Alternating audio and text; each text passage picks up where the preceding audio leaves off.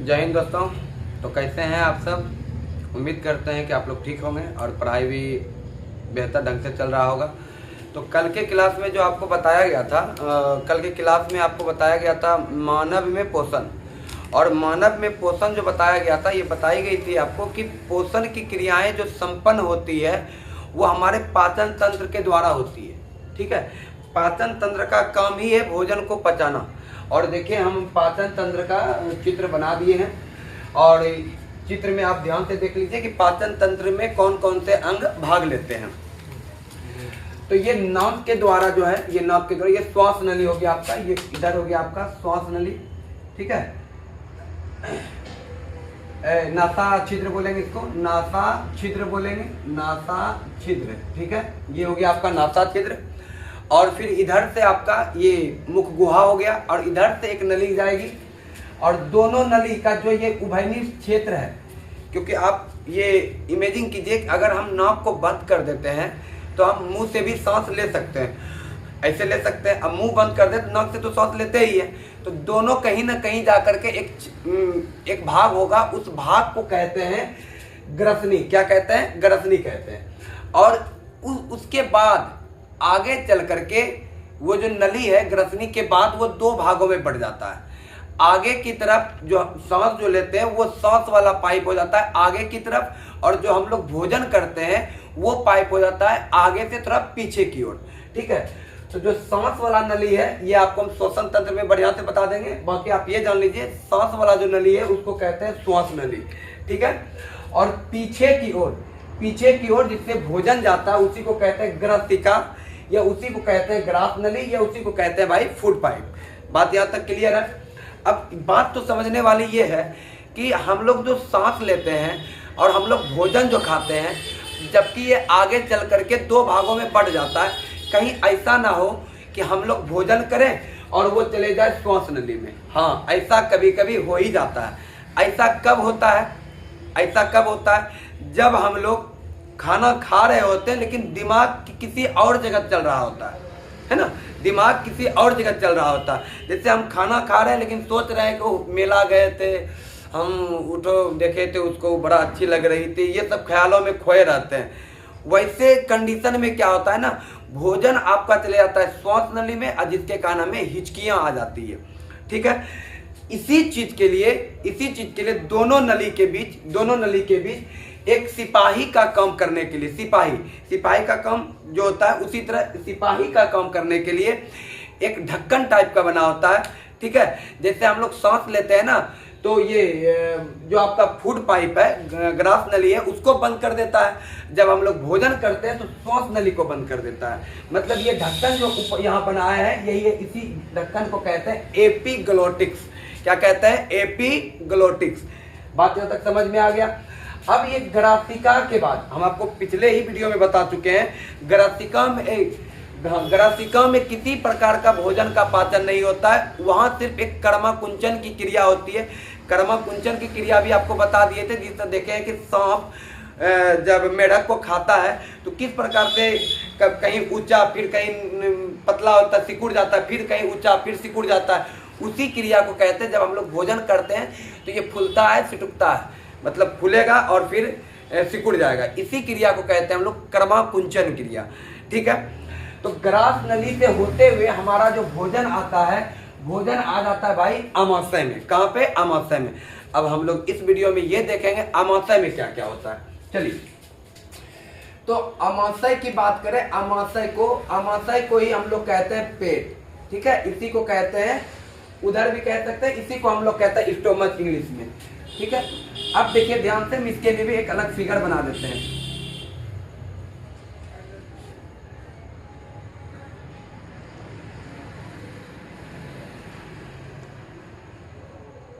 ठीक है, अब ध्यान से देखिए, ये आपका हो गया ग्रास नली, ये आपका हो गया ग्रास नली जिसको फूड पाइप कहते हैं भाई। ठीक है, और ये आपका हो गया भाई क्या चीज? ये आपका हो गया आमाशय। चलिए, ये हो गया आपका आमाशय। बात यहां तक समझ में आ गया? ये है भाई आमाशय। अब ध्यान से समझिएगा, आमाशय में भोजन जो रहता है लगभग 3 से 4 घंटा तक भोजन रहता है। जब कोई आदमी जहर वगैरह अगर खा लेता है तो अगर वो डॉक्टर के पास जाता है, डॉक्टर के पास लेके जाया जाता है, तो डॉक्टर से सबसे पहला क्वेश्चन होता है कि कितना देर पहले ये जहर खाया है। क्योंकि अगर जहर खाने से 3-4 घंटा हुआ है तो इसका मतलब है कि भोजन अभी तक, या वो जहर अभी तक कहाँ पे है, पेट में है। क्योंकि पेट में जो भोजन रहता है वो लगभग 3 से 4 घंटे तक भोजन पेट में रहता है। बात क्लियर है? और अब ध्यान से समझिएगा कि हमारा जो ये आमाशय है इसके 3 भाग होते हैं, 3 भाग होते हैं। एक ऊपर वाला जो भाग होता है उसको कहते हैं कार्डियक, कार्डियक क्या कहते हैं भाई, कार्डियक कहते हैं। बीच वाला जो भाग होता है उसको कहते हैं फंडस, क्या कहते हैं, फंडस। और सबसे अंतिम वाला जो भाग होता है भाई उसको कहते हैं पाइलोरिक, क्या कहते हैं, पाइलोरिक। ठीक है, मतलब कार्डियक, फंडस और पाइलोरिक। आमाशय के 3 भाग होते हैं। बात क्लियर है? ग्रास नली से होते हुए भोजन जो होता है, ग्रास नली से होते हुए भोजन हमारा कहाँ पहुंचता है भाई, तो पेट में पहुंचता है। अब पेट में सबसे पहले किस भाग में, तो कार्डियक भाग में पहुंचता है। किस भाग में, कार्डियक भाग में। ठीक है, कार्डियक भाग में। इसके बाद धीरे धीरे सतरते हुए भोजन कहा जाता है फंडस और पाइलोरिक भाग। मतलब पेट का ही ये सब भाग है, 3 भाग होते हैं पेट के, एक कार्डियक, फंडस और पाइलोरिक। ठीक है, अब ध्यान से समझिएगा कि जो हमारे आमाशय होता है, आमाशय का जो आंतरिक दीवारें होती है, अंदर की दीवार, आमाशय, ये आमाशय है तो अंदर की दीवार, अंदर वाली जो दीवार होती है वो म्यूकोसा की परत होती है। उसके ऊपर एक लेयर चढ़ा होता है, उस परत को कहते हैं, उस लेयर को कहते हैं। इसके ऊपर एक लेयर चढ़ा होता है, इसके ऊपर एक लेयर, अंदर में एक लेयर चढ़ा होता है, एक लेयर चढ़ा होता है, एक लेयर। ठीक है, ये लेयर हो गया। इस लेयर को कहते हैं म्यूकोसा, म्यूकोसा क्या कहते हैं भाई, तो म्यूकोसा कहते हैं। ठीक है, म्यूकोसा कहते हैं। अब ध्यान से समझिएगा, ये जो आपका आमाशय है, आमाशय के आंतरिक दीवार में, ठीक है, ग्रंथियां, सब बहुत सारी ग्रंथियां, छोटी छोटी ग्रंथियां पाई जाती है। मतलब म्यूकोसा का जो परत है, म्यूकोसा के परत पर ही क्या पाया जाता है, आपका बहुत छोटी छोटी ग्रंथियां पाई जाती है। उस ग्रंथि को कहा जाता है जठर ग्रंथि।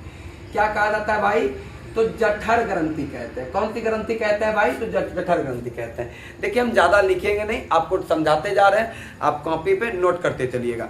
ठीक है, इस मतलब जठर ग्रंथि, आपसे अगर क्वेश्चन कोई पूछ ले कि जठर ग्रंथि कहाँ पाई जाती है, इसी को कहते हैं गैस्ट्रिक ग्लैंड, गैस्ट्रिक ग्लैंड। अगर आपसे पूछ ले कि जठर ग्रंथि कहाँ पाई जाती है, तो भाई आमाशय में पाई जाती है।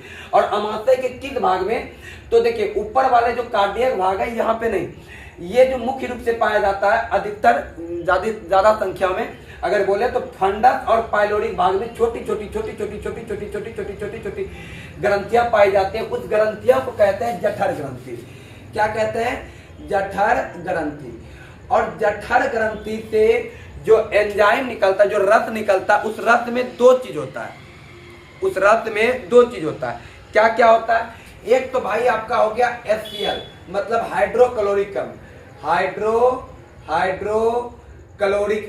हाइड्रोक्लोरिक अम्ल, एक ये होता है। ठीक है, बात समझ में आ गया। जठर ग्रंथि से जो रस निकलता है, उस रस में 2 चीज पाई जाती है, एक आपका हाइड्रोक्लोरिक अम्ल और दूसरा एक एंजाइम पाया जाता है, एक एंजाइम पाया जाता है। ठीक है, उस एंजाइम का एक एंजाइम पाया जाता है। अब एक एक करके हम लोग समझते हैं कि सर क्या क्या इसका वर्क है। तो सबसे पहले हम लोग ये जान लेते हैं कि जो एंजाइम निकलता है सर, वो एंजाइम क्या, जठर रस में, मतलब जठर ग्रंथि से जो रस निकल रहा है उसमें 2 चीज, एक हाइड्रोक्लोरिक अम्ल और दूसरा चीज जो पाया जाता है वो पाया जाता है पेप्सिनोजन एंजाइम पाया जाता है। कौन सा एंजाइम, पेप्सिनोजन एंजाइम पाया जाता है। बात समझ में आ गया, कौन सा एंजाइम, पेप्सिनोजन एंजाइम। आपसे अगर पूछ ले कि पेप्सिनोजन एंजाइम किस ग्रंथि से स्रावित होती है, तो भाई जठर ग्रंथि से स्रावित होती है। हाइड्रोक्लोरिक अम्ल किस ग्रंथि से स्रावित होती है, तो जठर ग्रंथि से स्रावित होती है। अब इसका आराम से समझिए काम क्या है।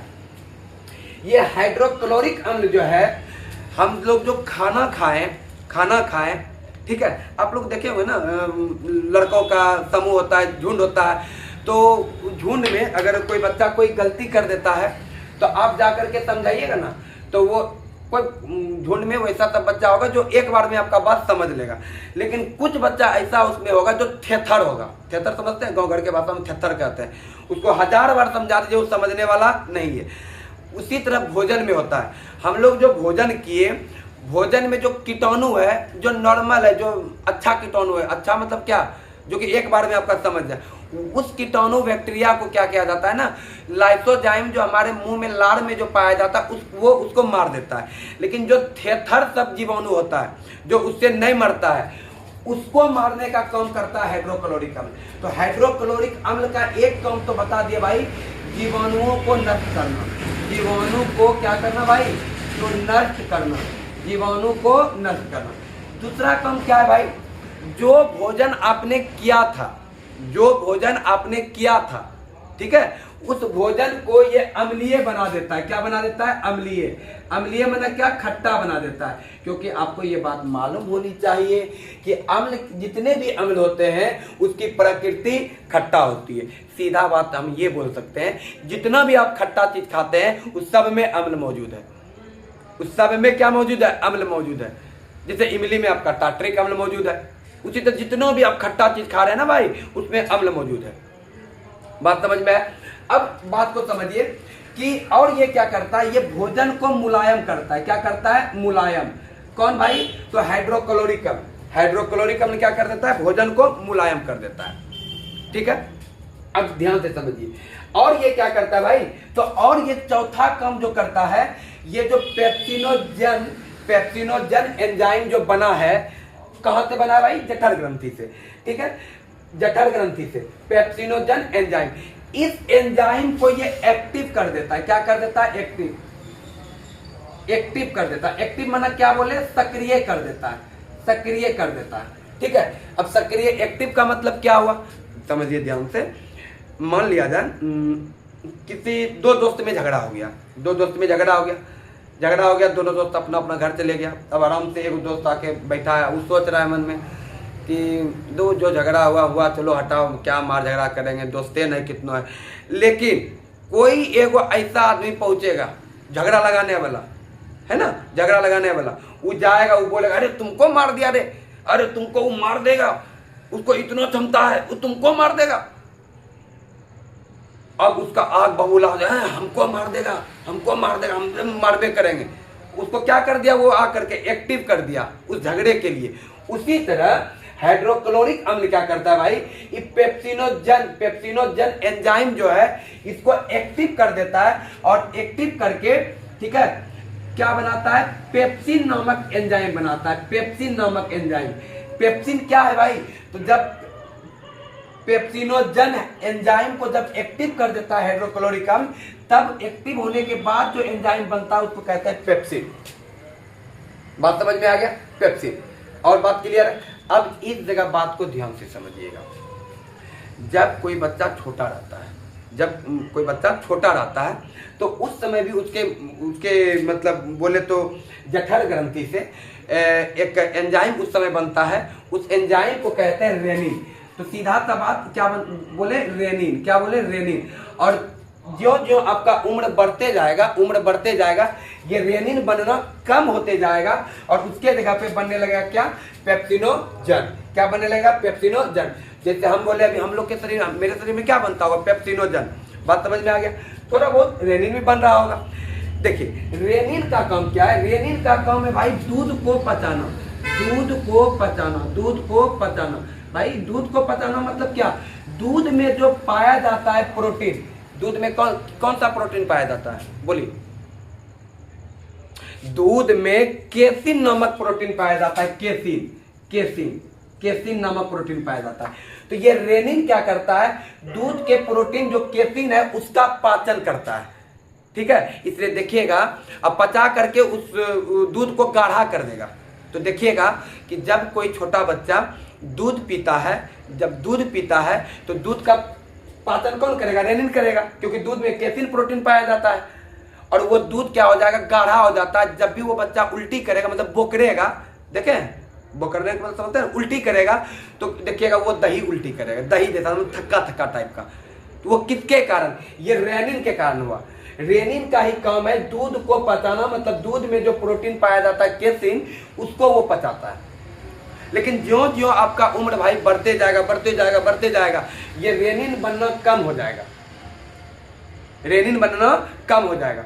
इसलिए कहा जाता है ना कि जो बूढ़ा सब आदमी होता है उसमें रेनिन तो बनेगा नहीं। अब रेनिन बन नहीं रहा है तो भाई दूध का पाचन होगा नहीं। अब जब दूध का पाचन होगा नहीं तो भाई वो दूध पिएगा और लोटा लेके दौड़ेगा, बड़का टेंशन। इसलिए डॉक्टर उसको एडवाइस देता है कि देखिए बाबा, आप जो है ना दूध मत खाया कीजिए, दूध के बदले आप दही खाया कीजिए, क्योंकि एक तरह से वो रूपांतरित हो गया है, मतलब उसका प्रोटीन थोड़ा पच गया है, तो बूढ़ा आदमी को पचाने में मदद मिल जाता है, उसका पाचन तंत्र उतना कम करता नहीं है।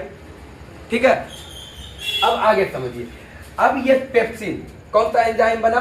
पेप्सिन। अब ये पेप्सिन एंजाइम क्या करता है? आपके भोजन में जो प्रोटीन जो पाया जाता है, वो प्रोटीन को क्या करता है? ये पेप्सिन नामक एंजाइम प्रोटीन को पेप्टोन में बदल देता है। क्या चीज में बदल देता है? पेप्टोन में। तो आपसे क्वेश्चन कर सकता है कि कौन सा ऐसा एंजाइम है जो प्रोटीन को पेप्टोन में बदलता है? तो वो भाई वो पेप्सिन नामक एंजाइम है।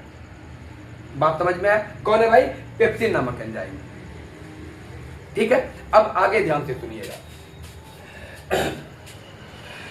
जब कोई आदमी लंबे समय से खाना नहीं खा रहा होता है, लंबे समय से खाना नहीं खा रहा होता है, ठीक है, लंबे समय से वो खाना नहीं खा रहा होता है, तो इसके कारण क्या होता है ना, इसके कारण क्या होता है भाई?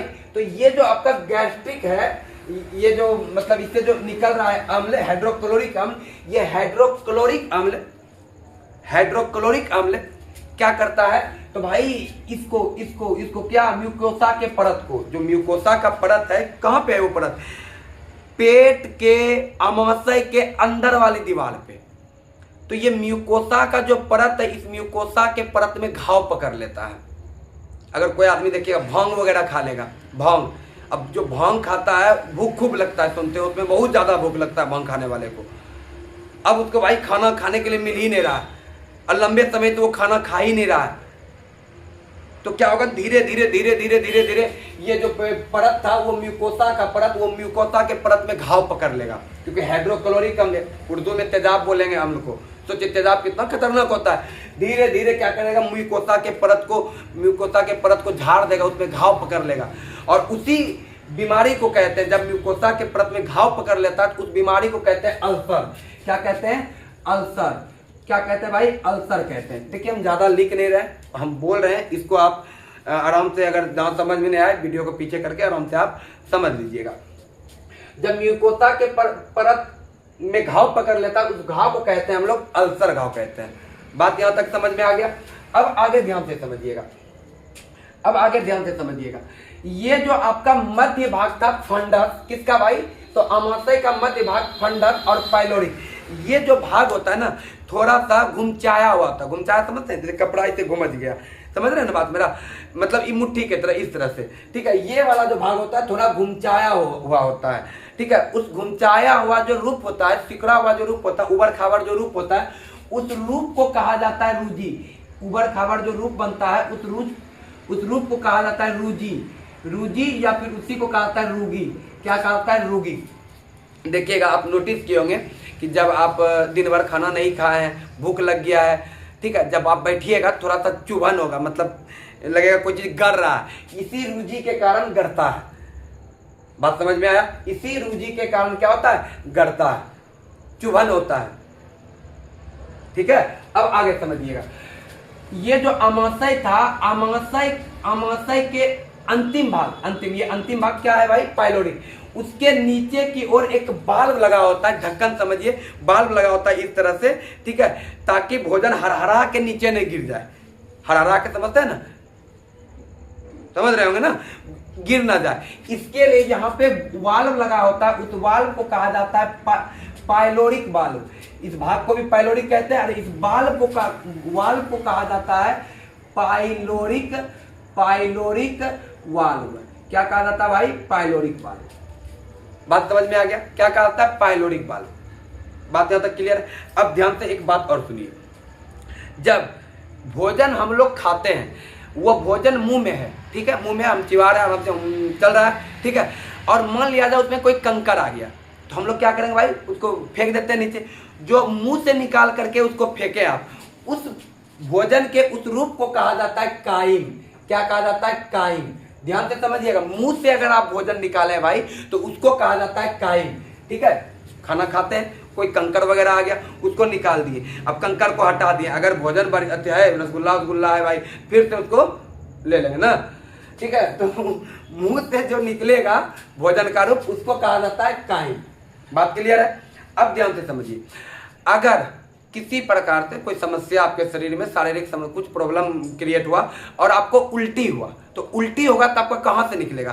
पेट से। कहां से भोजन निकलेगा? पेट से। क्या? कहां से भाई? उल्टी अगर हुआ तो कहां से निकलेगा भोजन? पेट से। तो जो भोजन पेट से निकलता है उसको कहा जाता है, ठीक है, उसको कहा जाता है भाई काइम। उसको क्या कहा जाता है? काइम। दो बात समझ में आया, काइम और काइम। काइम और काइम। मुंह से अगर भोजन निकल रहा है, मुंह से अगर भोजन को निकाले हैं तो उसको बोलेंगे काइम। काइम मो लास्ट में। अगर भोजन पेट से निकला है, उल्टी जो करते हैं, अगर पेट से निकला है तो उसको कहेंगे काइम। यहां तक बात समझ में आ गया? अब ध्यान से समझिए कि अमाशय के बाद जो भोजन जाता है वो जाता है भाई छोटी आंत में। कहा जाता है? छोटी आंत में। अब हम लोग ये समझेंगे छोटी आंत में क्या क्या भोजन आएगा छोटी आंत में। अब छोटी आंत का 3 भाग, छोटी आंत के भी कितने भाग? ये देखिए हम फिगर बना दिए, छोटी आंत के भी 3 भाग। जो ऊपर वाला जो भाग होता है उसको कहा जाता है पक्वाशय। पक्वाशय क्या कहा जाता है? पक्वाशय। इसी को कहा जाता है ग्रहणी। इसी को कहा जाता है ग्रहणी।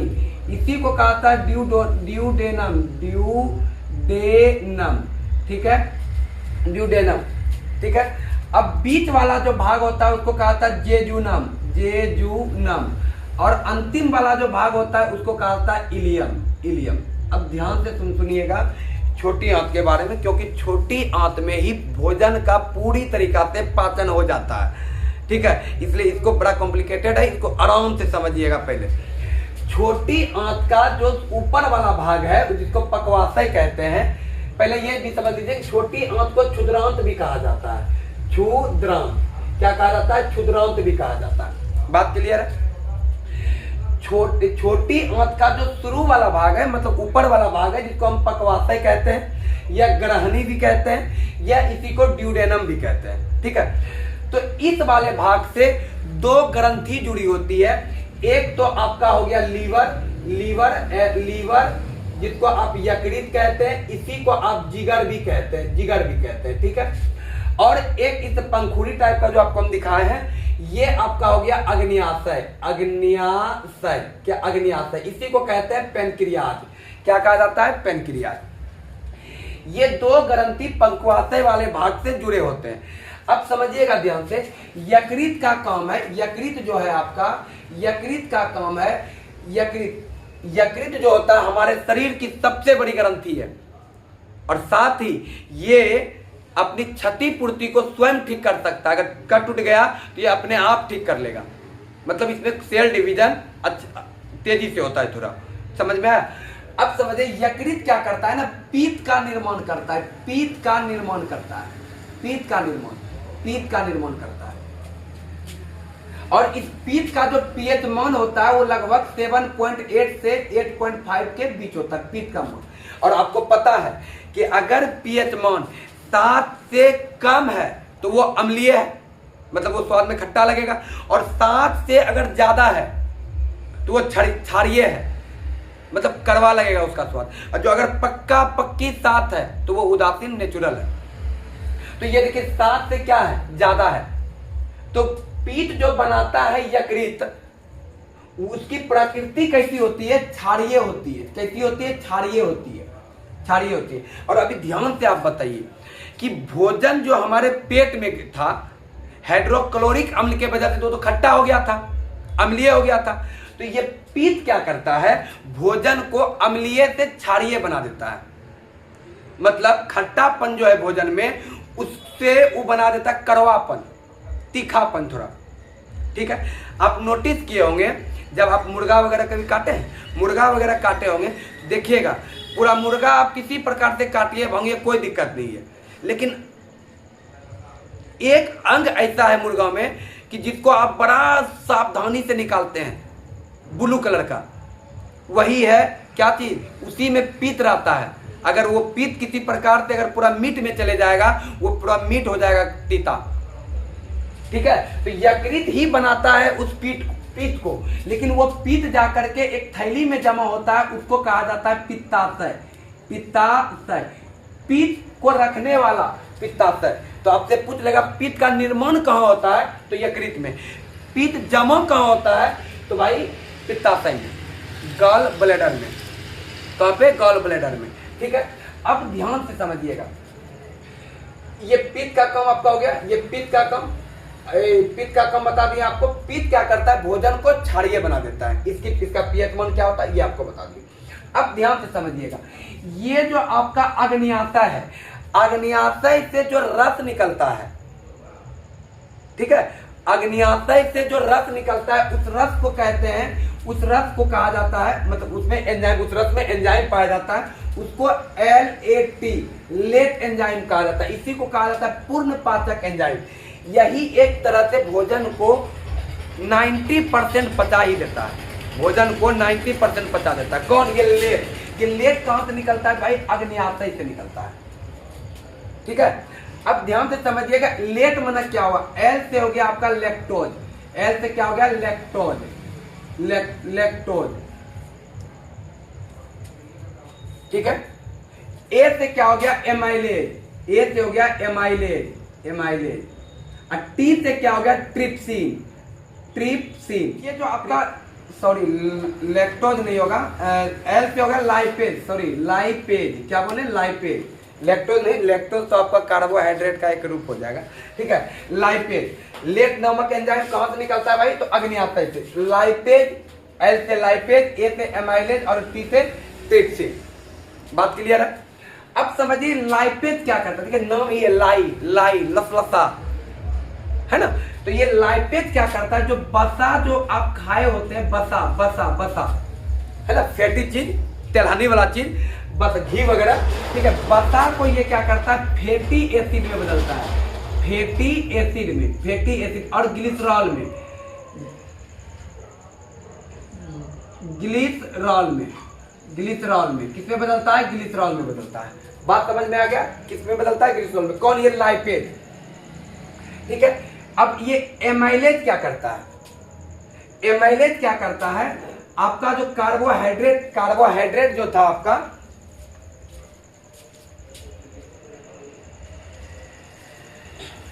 जो कार्बोहाइड्रेट था, जो स्टार्च, वो स्टार्च को ये क्या करता है ना, स्टार्च को ये माल्टोज में बदल देता है। कौन, ये काम करता है एमाइलेज, स्टार्च को माल्टोज में बदल देता है। और ये जो ट्रिप्सिन है, ये ट्रिप्सिन क्या करता है, जो पेट में जो पेप्सिन नामक एंजाइम प्रोटीन को किस में बदलाता है, पेप्टोन में। तो ये क्या करता है, पेप्टोन को पेप्टाइड में बदल देता है। कि क्या चीज में, पेप्टाइड में बदल देता है, क्या चीज में, पेप्टाइड में ये बदल देता है। बात समझ में आ गया। अब ध्यान से आप समझिएगा, ये तो बात हो गया भाई, अग्न्याशय से जो रस निकलता है, उस रस को कहते हैं पूर्ण पाचक एंजाइम, ठीक है। उस रस में 3 एंजाइम होते हैं, लेट, जिसको शॉर्ट में आप लेट बोलिएगा, L से लाइपेज, A से एमाइलेज, T से ट्रिप्सिन, ठीक है। लाइपेज का काम है बसा, जो बसा आप खाएं, बसा को फैटी एसिड में बदल देगा। और एमाइलेज का काम है जो स्टार्च है, कार्बोहाइड्रेट, उसको माल्टोज में बदल देगा। और पेप्टोन, जो आपका प्रोटीन पेट में बन गया था, पेप्टोन, उसको ये पेप्टाइड में बदल देगा। बात क्लियर है। अब समझिए, अब धीरे धीरे भोजन, धीरे करके भोजन कहाँ आ जाता है, तो छोटी आंत के जेजुनम वाले भाग में आ जाता है, ठीक है। तो समझिएगा, जेजुनम वाले भाग में और इलियम वाले भाग में, जेजुनम वाले भाग में और इलियम वाले भाग में उंगली नुमा, इस उंगली के तरह संरचना पाई जाती है। उस संरचना को कहा जाता है रसांकुर। क्या कहा जाता है, रसांकुर। या इसी को कहा जाता है दीर्घरोम। क्या कहा जाता है, दीर्घरोम। या इसी को क्या कहा जाता है, बिलाई, ठीक है। क्या बोले हम आपको, जेजुनम और इलियम वाले भाग में जो उंगली नुमा संरचना पाई जाती है, उसको कहा जाता है रसांकुर। दीर्घरोम या फिर विलाई। ठीक है, अब वो क्या करता है भाई, दीर्घरोम क्या करता है, देखिए अब एक बात बताइएगा, अगर हम ऐसे करके अगर ये प्लेन रहेगा तो अगर कोई चीज पे अगर पसारेंगे तो भाई ऐसे पसारेंगे, लेकिन अगर कोई चीज अगर ऐसे करके अगर बना दे तो भोजन यहाँ से लेके ऐसे ऐसे ऐसे ऐसे ऐसे ऐसे ऐसे ऐसे इतना दूर पसार सकते हैं, फैला रख सकते हैं, है कि नहीं। मतलब दीर्घरोम क्या करता है, सतही क्षेत्रफल, जो सतह का जो क्षेत्रफल है उसको ये बढ़ाता है। आपसे पूछ लेगा दीर्घरोम के क्या कार्य है, ये तब तो ये भी क्वेश्चन कर सकता है कि छोटी आंत में वह कौन सा अंग है, वह कौन सा भाग है या अंग है जो जो भोजन के सतही अवशोषण के सतही क्षेत्रफल को बढ़ाता है, तो वो भाई दीर्घरोम है। ठीक है, अब समझिए दीर्घरोम के अंदर छोटी छोटी छोटी छोटी छोटी छोटी छोटी छोटी ग्रंथियां पाई जाती है। उस ग्रंथि से जो रस निकलता है जिसको आंतरीय ग्रंथि कहते हैं। कौन सा ग्रंथि कहते हैं, आंतरीय ग्रंथि कहते हैं, आंतरीय ग्रंथि कहते हैं। और इस आंतरीय ग्रंथि से जो रस निकलता है उसको कहा जाता है आंत्र रस। ठीक है, आंत्र रस। अब समझिएगा ये आंत्र रस में मुख्य रूप से 4 प्रकार के एंजाइम पाए जाते हैं। एक पाया जाता है इरेप्सिन, इरेप्सिन या फिर इसको कहा जाता है पेप्टाइडेज। ठीक है, एक पाया जाता है माल्टेज, एक पाया जाता है सुक्रेज, एक पाया जाता है लैक्टेज। अब ध्यान से समझिएगा ये चारों एंजाइम का क्या क्या काम है। देखिएगा इरेप्सिन क्या करता है, जो आपका ये अग्न्याशय, अग्न्याशय में जो आपका कौन था ट्रिप्सिन, वो क्या किया था, पेप्टोन को पेप्टाइड में बदल दिया था। तो ये जो आपका इरेप्सिन है उसी पेप्टोन को या उसी पेप्टाइड को, या कुछ भोजन में अगर पेप्टाइड में नहीं बदल पाया, वो पेप्टोने रह गया, पेप्टोने के रूप में रह गया, तो इसको ये क्या करता है ना, एमिनो एसिड के रूप में बदल देता है। किसको, कौन बदलता है, इरेप्सिन। तो अब बताइए आप, प्रोटीन का पूरा पाचन हो गया, प्रोटीन का पूरा पाचन हो गया, क्योंकि प्रोटीन जब पूरी तरीका से पचता है तो उस रूप को कहते हैं एमिनो एसिड। तो ये पेप्टोन या फिर पेप्टोन और पेप्टाइड को क्या करता है, एमिनो एसिड या फिर इसी को ग्लिसरॉल में बदल देता है। कौन भाई, ये इरेप्सिन करता है। और आगे समझिएगा ये माल्टेज क्या करता है, नाम में समझ लीजिए क्या है माल्टेज। माल्टेज क्या करता है, माल्टोज को, ये कार्बोहाइड्रेट का रूप था, माल्टोज को ये ग्लूकोज में बदल देता है। कार्बोहाइड्रेट का जो पूर्ण पाचन होता है वो ग्लूकोज के रूप में होता है। तो देखिए माल्टोज को ग्लूकोज के रूप में बदल दिया कौन, माल्टेज। ठीक, अब ये सुक्रेज, नाम है सुक्रेज, ये बचा किसको करेगा, सुक्रोज को। ये सुक्रोज को क्या करता है, ये ग्लूकोज और फ्रक्टोज के रूप में बदल देता है। जो बचा कुचा कार्बोहाइड्रेट का रूप अगर सुक्रोज का रूप रह गया तो वो ग्लूकोज और फ्रुक्टोज में बदल देता है कौन, सुक्रेज। ठीक, अब लेक्टेज क्या करता है, लेक्टेज लेक्टोज को ग्लूकोज में बदल देता है। अगर कोई कार्बोहाइड्रेट अगर लेक्टोज बच गया है तो ये लेक्टेज क्या करता है, उसको ग्लूकोज में बदल देता है। अब आप ध्यान से देखिए, कार्बोहाइड्रेट का जो पूर्ण पाचन होता है वो ग्लूकोज के रूप में आ गया। प्रोटीन का पूर्ण पाचन जो होता है प्रोटीन का, वो एमिनो एसिड के रूप में होता है, एमिनो एसिड के रूप में, तो एमिनो एसिड के रूप में आ ही गया। ठीक है, अब ध्यान से समझिए, वसा का मतलब फैट का जो पाचन होता है, पूर्ण पाचन, वो किस रूप में होता है, तो फैटी एसिड के रूप में या ग्लिसरॉल के रूप में। तो ये फैटी लाइपेज ही क्या वसा को फैटी एसिड के रूप में या ग्लिसरॉल के रूप में बदल दिया था। देखिए भोजन का पूरा पाचन हो गया, भोजन का पूरा पाचन हो गया। अब जरा सा एक वर्ड को समझिएगा, उस वर्ड को बता देते हैं आपको, प्यासीकरण। प्यासीकरण जरा सा ध्यान से, छूट गया था बीच में, आपको समझा देते हैं। प्यासीकरण, इम्यूलिफिकेशन। प्यासीकरण क्या है भाई, तो देखिए जो आपका पित्त निकला था, वो पित्त क्या करता है, जो बसा आता है आपका, जो बसा होता है उस बसा को वो तोड़ता है। मतलब बसा को सरल रूप में तोड़ना ही क्या कहलाता है, प्यासीकरण कहलाता है। ठीक है, और जो वो टूटने के बाद जो बसा बचा, जो बसा का रूप बचा, उस बसा को फैटी एसिड या ग्लिसरॉल में बदल देता है कौन, लाइपेज। लाइपेज कहां से निकलता है, अग्न्याशय से। और समझिए ये जो अंगुली नुमा संरचना थी जिसको आप बोल रहे थे दीर्घरोम, ये कहां पाया जाता है भाई मेरे, तो ये आपका पाया जाता है जेजुनम और इलियम वाले भाग में। उंगली की तरह, इस तरह से, इस तरह से आया समझ में, इस तरह से, ठीक है। इसके अंदर छोटी छोटी नलियां भी पाई जाती है, और उस नली क्या, वो नली क्या करती है, जो ये भोजन पच गया एमिनो एसिड के रूप में, ग्लूकोज के रूप में, फैटी एसिड के रूप में, उस सब को अवशोषित कर लेता है। मतलब ब्लड का नली यहाँ पाई जाती है, खून का नली, वो खून क्या करता है, वहां से अवशोषित कर लेता है और खून में मिला देता है, फिर ले जाके सारे कोशिका को दे देता है। तो भोजन का पूरा पाचन आपका यहाँ तक क्लियर हो गया, पूरा पाचन। बड़ी आंत, अब समझिए बड़ी आंत के बारे में, ज्यादा ध्यान से समझिएगा बड़ी आंत के बारे में। हम इधर मिटा देते हैं, ठीक है। अब समझिएगा बड़ी आंत के बारे में, बड़ी आंत के बारे में। बड़ी आंत में भोजन का पूर्ण पाचन कहाँ हो गया, छोटी आंत में ही हो गया। बड़ी आंत का भोजन के पाचन से कोई मतलब नहीं है, मतलब है वहां पे पानी से। बड़ी आंत क्या करता है, पानी का अवशोषण करता है, पानी का अवशोषण कर लेता है। मतलब जितना जरूरी है शरीर में पानी को अवशोषित कौन कर लेता है, बड़ी आंत। बड़ी आंत में नलियां सब पाई जाती है, वो अवशोषित कर लेता है, तो पानी का अवशोषण करता है बड़ी आंत। अब भोजन का पूर्ण पाचन कहाँ हो जाता है, तो छोटी आंत में। अब भोजन का पाचन शुरू कहाँ से होता है, तो मुख गुहा से शुरू हो जाता है, ठीक है।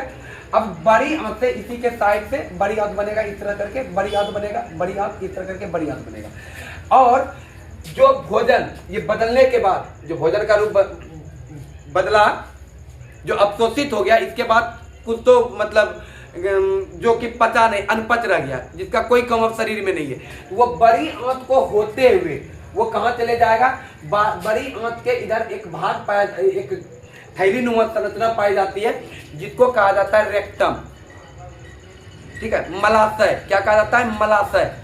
उसी में जाकर के वो जितना भोजन बेकार है, अब मतलब कोई काम धाम का नहीं, वो सारा जाके मलाशय में जाकर के जमा हो जाएगा। बड़ी आंत इस तरह से यहाँ पे पाया जाएगा, इस तरह से बड़ी आंत आपका बन गया, बड़ी आंत, यहाँ थैली नुमा संरचना, इसी को कहेंगे मलाशय। और एक नली, यहाँ एक नली हो गया, इसी को कहते हैं गुदा। क्या कहते हैं, गुदा, ठीक है। ये मलाशय में आके गंदगी सब, मल सब आकर के जमा हो जाता है, जिसको समय समय पर मल के रास्ते से त्याग दिया जाता है और शरीर से बाहर कर दिया जाता है। तो आपको हम पूरी तरीका से बता दिए कि मानव के शरीर में भोजन का पाचन किस प्रकार होता है, ठीक है। अब हम आपसे 5 क्वेश्चन कर लेते हैं, आप कमेंट में उत्तर बता दीजिएगा। सबसे पहला क्वेश्चन है कि मनुष्य के शरीर में भोजन का पाचन कहाँ से प्रारंभ होता है, पहला क्वेश्चन। दूसरा क्वेश्चन है मनुष्य के शरीर में भोजन का पूर्ण पाचन कहाँ होता है, 2 क्वेश्चन हुआ। तीसरा क्वेश्चन है आपका, तीसरा क्वेश्चन है हमारे शरीर की सबसे बड़ी ग्रंथि कौन सा है, 3 क्वेश्चन हुआ। चौथा क्वेश्चन आपका क्या है, चौथा क्वेश्चन है आपका पीत का निर्माण कहाँ होता है, चौथा क्वेश्चन। अब 5वां क्वेश्चन है आपका पीत जाकर के जमा कहाँ होता है, ये 5 क्वेश्चन। तो हम आशा करते होंगे कि आप लोगों को बढ़िया से भोजन का पाचन समझ में आ गया होगा। धन्यवाद। नेक्स्ट आपसे फिर मिलेंगे।